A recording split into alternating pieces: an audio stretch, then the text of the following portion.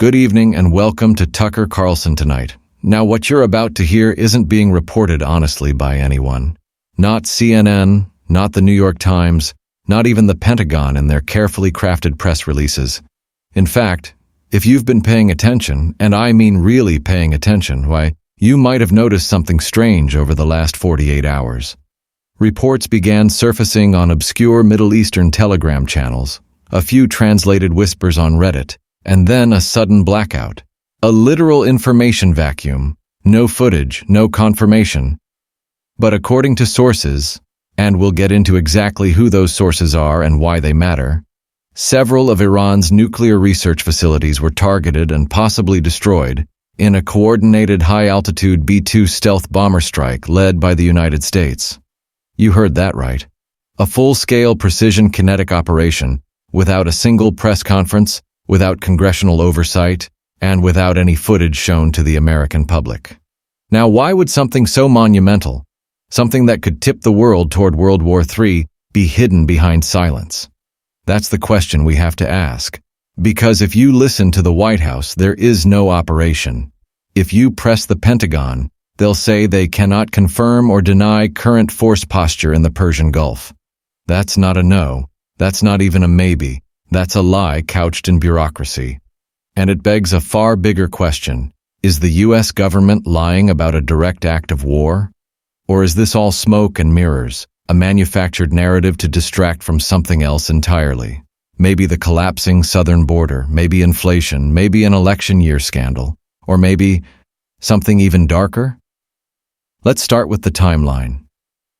On Sunday night, July 29th, around 2:14 a.m., Tehran local time, seismic activity was reported near Natanz, one of Iran's most closely guarded underground nuclear enrichment sites. The Iranian government initially dismissed it as routine construction. But satellite data from independent analysts in Europe, which mysteriously vanished within hours, indicated a series of thermal anomalies in the region, consistent with high-yield precision ordnance strikes. The type of signature typically associated with 2,000-pound bunker-busting bombs, the kind only a handful of platforms can even carry. Chief among them, the Northrop Grumman B-2 Spirit, America's flying ghost. Now here's where it gets really interesting. The B-2 is not just any aircraft, it's the most secretive, most advanced bomber in the world. Radar invisible, near silent, capable of slipping past even the most advanced Russian-made S-400 surface-to-air systems without detection. It was built for one reason: to carry out precision, long-range strikes without anyone knowing until it's too late. The B-2 doesn't ask permission, it doesn't need to, and it rarely flies without a reason. So when air traffic monitoring groups in Turkey and Qatar noticed what they described as transponder silence corridors over the Persian Gulf, meaning radar gaps that suggest stealth aircraft in operation, that set off alarm bells. People who track this stuff for a living began asking questions. Where were those bombers going? Why now? And if it wasn't the B-2, then who? Of course, Iran, true to form, initially denied everything. Then, in a twist we've seen before, they suddenly evacuated over 3,000 personnel from nuclear-linked facilities in Isfahan, Fordow, and Arak. That's not normal. That's not maintenance. That's not routine. That's panic. And that's when the footage started leaking. Just seconds of thermal video showing what appears to be a massive underground detonation, followed by shockwave distortion. The video was pulled within minutes, labeled misinformation, and scrubbed from major platforms. But not before we archived it. We'll show you what we can later in the program. But trust me, someone doesn't want this seen. And if all of this wasn't strange enough, the disappearing footage, the government silence, the mysterious seismic activity in Natanz and Fordow, let's now turn to something even more suspicious: the behavior of the satellites. Within hours of the supposed detonation near Iran's key enrichment sites, thermal imaging from both NASA's MODIS and ESA's Sentinel-2 satellites began exhibiting unexplained gaps in regional data. These aren't amateur skycams. These are multi-billion-dollar platforms that have been observing Earth in minute detail for over a decade, and suddenly, right when the world should be watching Iran's interior like a hawk, The feed goes dark? This isn't a coincidence. This is coordination. Either those agencies were instructed to pull data, or someone with very high-level access scrubbed the thermal images before they reached the public. What are they hiding? What could they be hiding that would require the cooperation of multiple space agencies across different continents? Let's go further. According to air traffic data obtained through ADS-B exchange networks, the same technology used by civilian pilots and aviation enthusiasts worldwide, 2 dark corridors appeared above the Gulf of Oman and western Afghanistan on the night of July 29th. These corridors, which signal radio silence and the absence of transponder feedback, are not a technical glitch. They are a known indicator that stealth aircraft are either entering or leaving sensitive airspace. Now think about that. What aircraft flies without transponder data? What aircraft operates silently at 50,000 feet, carrying massive bunker-busting payloads and isn't tracked by civilian radar? Only one answer fits: the B-2 Spirit. So why is no one talking about it? Why is this aircraft, which costs more per hour to fly than nearly any other on Earth, being used in complete secrecy, unless something very real, very dangerous, and very deliberate just took place? Here's what multiple unnamed but credible sources, some military, some civilian contractors, are telling us. The operation wasn't just a strike, it was a proof of concept, a test, not only of America's ability to hit fortified underground targets from a safe distance, but also of its ability to hide such an operation from the public, the press, and even our own allies. The entire operation, from planning to deployment to after-action data suppression, was an exercise in fourth-generation warfare. War not just with bombs and bullets, but with information, with perception, with control. And what's worse, it succeeded. No public debate, no congressional vote, no outrage, just silence. The deep echoing silence of a democracy too distracted to notice it's being turned inside out. But why? Why target Iran now? Why hide the strike instead of celebrating it as a bold act of deterrence or strength? Here's where it gets unsettling. Because this may not be about Iran's nuclear capabilities at all. In fact, according to one former DIA analyst we spoke with, who has chosen to remain anonymous for his safety, Iran's enrichment program has been under crippling cyber and economic attack for years. It posed no immediate threat. But what it did pose was a geopolitical inconvenience. Think about that phrase. Geopolitical inconvenience. It implies something very sinister. That Iran's existence as a defiant, semi-sovereign state standing outside of Western economic influence is the real threat, not a nuclear bomb, but a refusal to comply. That's why Natanz was targeted. That's why Fordow, which is buried 80 meters underground and surrounded by concrete and steel, was included. Because this wasn't about uranium. It was about humiliation.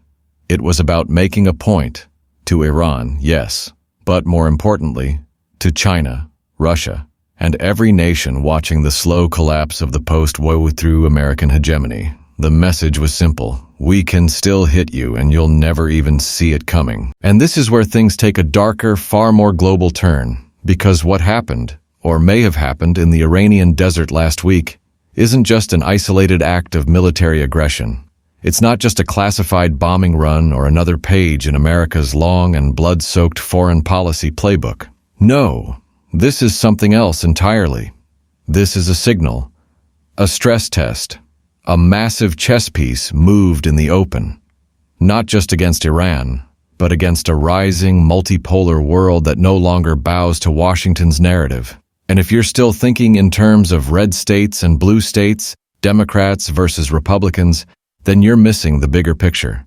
Because this isn't just about war. This is about control, monetary control, narrative control, electoral control. It's about using conflict or the illusion of conflict to reset the table, to rewrite the rules. Let's look at the timing. The B-2 bomber event, which may or may not have occurred in the exact way we're being told, assuming we're even being told anything, just happens to coincide with an increasingly volatile American election season. Inflation numbers are climbing again. The Federal Reserve is trapped in a corner, raise rates and crash the economy, lower them and destroy the dollar's purchasing power. The border is a mess. Crime in major cities is spiraling. The approval ratings for the sitting administration are abysmal, and trust in every major institution, from Congress to the CDC to the FBI, is in freefall. So what's the playbook when you're losing control?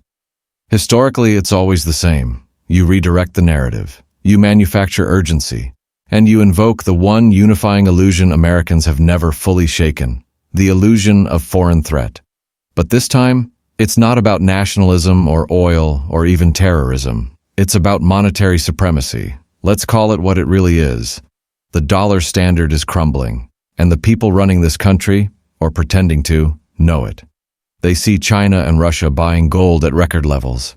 They see BRICS nations preparing to trade in a new commodity-backed currency. They see global trade agreements quietly shifting away from the petrodollar. And they are terrified. Because if the dollar loses its role as the world's reserve currency, the entire American empire, from our military spending to our welfare state to our imported consumer culture, collapses like a house of cards. So what do you do when the world starts walking away from your currency? You force them to stay. You stir chaos. You initiate regional instability. You make global actors afraid to decouple from the dollar. You create a world where the only perceived safety is under the umbrella of U.S. hegemony, a hegemony that now requires fire, drones, and covert bombing raids to sustain. And make no mistake, the people engineering this are not fools. They are not improvising. They are planning, because they understand something you're not supposed to realize. Narrative is more powerful than reality. If they can convince you that Iran is a nuclear threat, despite having no proof, then you'll accept the need for secret airstrikes. If they can convince global markets that instability in the Middle East requires U.S. military presence, then the dollar holds another day. If they can convince voters that a sitting president is tough on terror, they can shift the momentum of an election cycle. It's not about truth, it's about timing. And this strike, whether real or staged or symbolic, came at the perfect time. And we know it wasn't just about Iran, because look what happened next. Within 36 hours of the alleged strike, senior officials from the United Arab Emirates, Saudi Arabia, and India all received unannounced calls from the U.S. State Department. No press briefings, no statements, just closed-door phone diplomacy. Why? Because those countries, and especially Saudi Arabia and India, have been quietly drifting out of Washington's orbit. And if this still feels too surreal, if you're sitting there thinking, surely they wouldn't go this far, would they? Then maybe it's time we finally admit something we should have known for years. There is no line they won't cross. Because this alleged B-2 stealth strike on Iranian nuclear infrastructure, whether real, half-real, or a pure psyop, follows a blueprint that's older than most of our modern institutions. It's not new. It's not even original. In fact, it's among the oldest tricks in the empire's book: the false flag, the manufactured crisis, the pretext for power. To understand what might have just happened, or what is still unfolding as we speak, we have to stop pretending our institutions are immune to the same manipulations we condemn in other nations. We love pointing at history, at Stalin, at Saddam, at the Reichstag fire, at North Korea, and saying, that's what tyranny looks like. But we forget that American history is dripping with its own blood-soaked deceptions. We forget that the idea of faking an attack to justify military intervention is not conspiracy. It's documented strategy.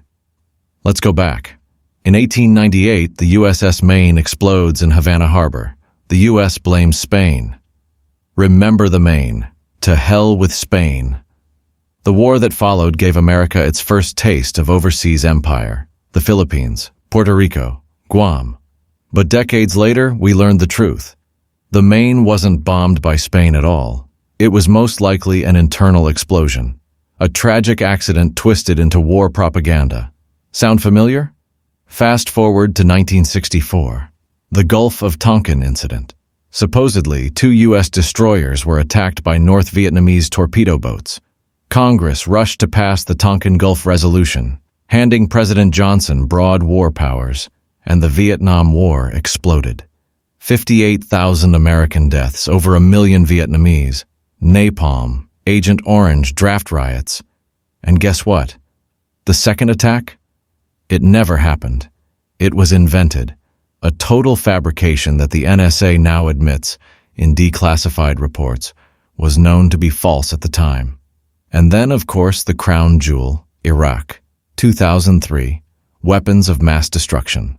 Colin Powell at the United Nations, waving around fake chemical diagrams, yellow cake uranium, mobile biolabs, all of it fiction, all of it sold to you as fact, all of it pushed by a complicit media, a frightened public, and a government that knew damn well it was going to war regardless of the truth.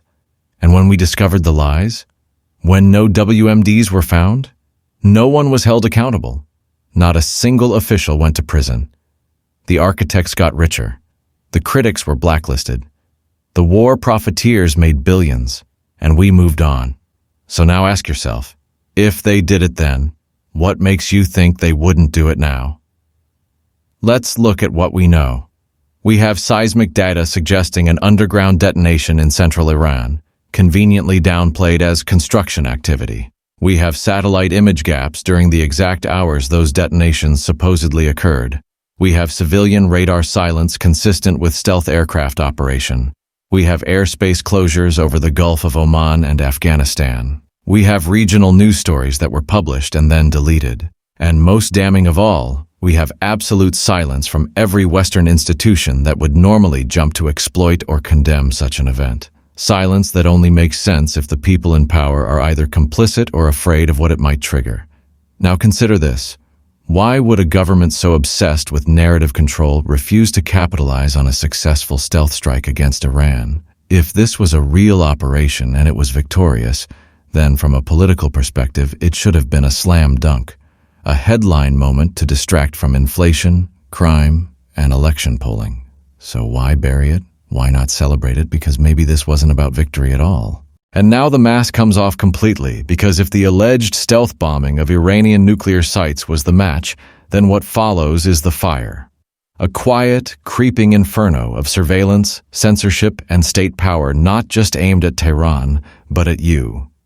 Because every empire that wages shadow wars abroad inevitably turns those weapons inward, and if you're still watching this thinking the target is somewhere over there, you're already behind.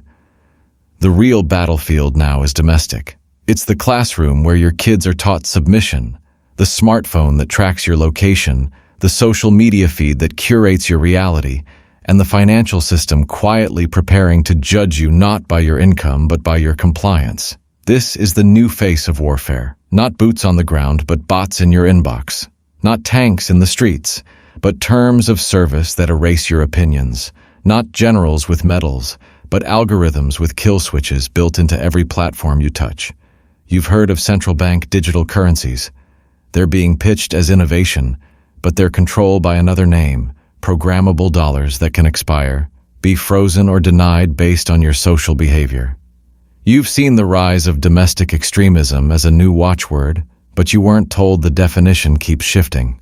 And soon, it will include doubting this broadcast, questioning foreign wars, resisting lockdowns, or quoting the Constitution in the wrong tone of voice. You've noticed how every crisis, foreign or domestic, is followed by a sudden push for more surveillance. Drones over cities, facial recognition at airports, new bills passed in the name of safety that no one reads until they're law. You saw it after 9/11 with the Patriot Act, after COVID with vaccine passports and QR code segregation. And now, after Iran, the next phase is being prepared. A permanent state of emergency, not declared openly, but embedded in the code, the culture, the cloud. The same military-industrial complex that flattened Baghdad and buried facts in Fallujah is now in bed with Silicon Valley, and together they are building an invisible cage, one you won't see until you try to leave. And it's all happening in plain sight, under the banner of equity, public health, climate urgency, or now, global instability. They tell you this is for your own good, but somehow, every new security measure leaves you with less freedom and them with more power. They claim the B-2 strike was never confirmed. But they don't want confirmation, they want confusion. Because in confusion, truth becomes relative. And those who ask the wrong questions become enemies of stability. So now the Department of Homeland Security wants access to your encrypted messages, not because you're a criminal, but because you're thinking independently, which, in their eyes, is the most dangerous act of all. Meanwhile, AI systems trained by government contractors monitor speech patterns, facial cues, and search histories, all to build risk profiles on civilians who still believe in privacy, borders, or the Bill of Rights. And while all this happens, the political class distracts you with meaningless scandals, rigged debates, race baiting, gender wars, and the illusion of choice, while both parties sign off on trillion-dollar defense packages and surveillance expansions they claim not to understand. Every bombing abroad now justifies a lockdown at home. Every drone strike paves the way for a drone over your suburb. Every foreign threat is eventually rewritten into a domestic threat. Because in the eyes of the permanent state, the most dangerous thing in America today is not Iran, not China, not Russia. It's a citizen who thinks critically, speaks freely, and refuses to kneel. That's why they don't want you to know what happened in Iran. Because the real operation wasn't just over there, it was here. Right now in your feed, in your silence, in your acceptance. And now we come to the most unsettling possibility of all, that the alleged B-2 stealth bombing of Iran wasn't merely a covert military operation or an act of aggression masked by silence, but rather a calculated ignition point in a far larger, more insidious campaign to manipulate the outcome of the 2024 U.S. election and permanently reshape the American political system from within, using global instability as a pretext to rewrite the rules of democracy itself. Because what if, and let's be honest here, what if the real target of the operation wasn't Iran's nuclear centrifuges or its uranium stockpiles or its air defense network, but rather the American public's last shred of institutional trust? What if this whole sequence, the denied airstrike, the vanishing satellite data, the coordinated media blackout, is just a test, a dry run, a digital litmus test for how much reality the government can alter without your consent, because the greatest weapon the state has ever discovered isn't bombs or drones or tanks. It's psychological warfare. It's narrative control. And in 2024, whoever owns the narrative owns the election, the economy, and the future. And that narrative is being shaped not by voters but by intelligence agencies, defense contractors, big tech monopolies, foreign influencers, and media corporations that masquerade as watchdogs while secretly serving as enforcers for the regime's preferred script. Because right now, as we speak, while Americans argue over student loans and social media policies and celebrity scandals, a much darker agenda is moving beneath the surface. An agenda to create so much manufactured chaos, both foreign and domestic, that the population willingly embraces authoritarian solutions under the banner of safety and order. And we've seen this play before: problem, reaction, solution. First you drop a crisis, then you let the people panic, then you offer the fix. Except this time the fix is surveillance, censorship, behavioral compliance, and the slow, deliberate merging of military infrastructure with domestic governance, and it's happening with surgical precision. Because what did we hear immediately after the alleged Iran strike? Not confirmation, not denial, not transparency, but silence. Cold, coordinated silence. The kind of silence that only happens when multiple institutions are told, in no uncertain terms, to stand down and hold the line. Because if the story gets out, if the public realizes the U.S. just launched an undeclared act of war during an election cycle, it would unravel everything, not just geopolitically but domestically. Because Americans would start asking the one question no regime wants to hear: who gave the order and why? And that's the question that leads us to the uncomfortable truth. This wasn't just about Iran. It was about shaping the conditions for a 2024 election that feels less like a civic exercise and more like a national lockdown. Because look around. The FBI has already ramped up warnings of election extremism. Big tech is tightening its grip on political speech. State-level cybersecurity drills are being framed as domestic war games. And every institution from DHS to the NSA is preparing for digital threats that, coincidentally, always come from dissenting voices, alternative media, independent journalists, and regular Americans who simply want a fair election. And while the regime tells you to fear foreign bots and hostile cyber actors, the real algorithmic warfare is being aimed at you through AI-moderated content suppression, search engine bias, shadow bans, narrative framing, and content fact-checking by groups funded by the very people running the war machine. And they know the stakes. They know that if the American public wakes up, if they connect the dots between foreign chaos and domestic manipulation, if they realize their votes are being filtered through a system designed to absorb outrage and convert it into compliance,